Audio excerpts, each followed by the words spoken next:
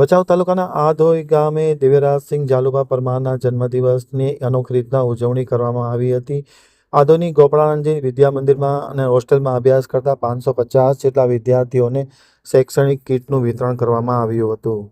હવે જોઈએ ભચાઉ આમતક ન્યૂઝ બ્યુરોનો એક વિસ્તૃત અહેવાલ. ભચાઉ તાલુકાના આધોઈ ગામે જન્મદિવસની અનોખી રીતે ઉજવણી કરવામાં આવી હતી. દિવ્યરાજસિંહ જાલુભા પરમારના પરિવારે દિવ્યરાજસિંહનો જન્મદિવસ અલગ રીતે ઉજવવાનો નક્કી કર્યો હતો. કેક અને હોટલના ખર્ચને બદલે બાળકોને શૈક્ષણિક કીટ અને અલ્પાહારનો લાભ આપવામાં આવ્યો હતો. લાયન્સ ક્લબ ભચાઉના માધ્યમથી આધોઈની ગોપાળાનંદજી વિદ્યા મંદિરમાં હોસ્ટેલમાં અભ્યાસ કરતા 550 વિદ્યાર્થીઓને શૈક્ષણિક કીટ અને અલ્પાહારનો લાભ આપવામાં આવ્યો હતો. આ પ્રસંગે યોજાયેલા કાર્યક્રમમાં લાયન્સના પ્રમુખ doctor Dharmendra Parmar, project chairman Jayendrabhai Shah, advocate notary Kalaben Gala, જિલ્લા પંચાયતના સભ્ય વિજયસિંહ જાડેજા, નરા ગામના સરપંચ રણછોડજી, ગોપાળાનંદજી વિદ્યા મંદિરના આચાર્ય સાહેબ, હોસ્ટેલના સંચાલક દયાબા, જીતુભા, જીલુભા જાડેજા, મનુભા, સંચાલક રશ્મિભાઈ, કિરીટભાઈ સહિતના લોકો ખાસ ઉપસ્થિત હતા અને જન્મદિવસ માટે ખૂબ ખૂબ વધાઈ આપવામાં આવી હતી.